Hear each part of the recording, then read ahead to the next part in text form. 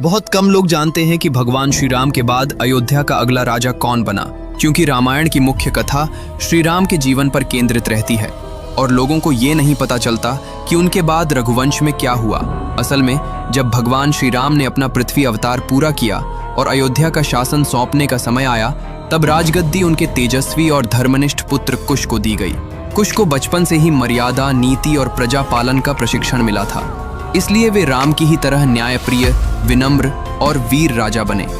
कुश के राज में अयोध्या फिर से वैभव, शांति और धर्म का केंद्र बनी। लेकिन कहानी यहीं खत्म नहीं होती,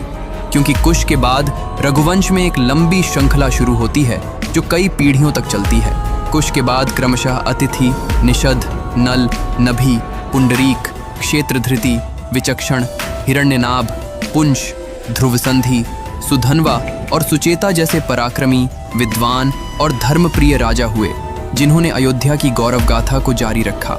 इन राजाओं में हिरण्यनाभ विशेष रूप से प्रसिद्ध हैं, क्योंकि वे सांख्य योग के महान आचार्य माने जाते हैं और उनके समय में अयोध्या ज्ञान, धर्म और तपस्या का केंद्र बन गई थी।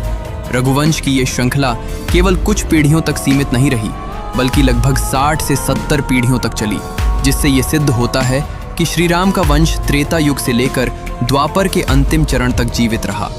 अंत में इस वंश का सबसे प्रमुख राजा बृहदबल हुआ, जो महाभारत के युद्ध में कौरव पक्ष की ओर से लड़े और अभिमन्यु के हाथों वीर गति को प्राप्त हुए। इस प्रकार श्री राम के बाद भी रघुवंश की महिमा, उसकी परंपरा और उसका गौरव युगों तक चमकता रहा और अयोध्या का नाम धर्म, न्याय और पराक्रम का प्रतीक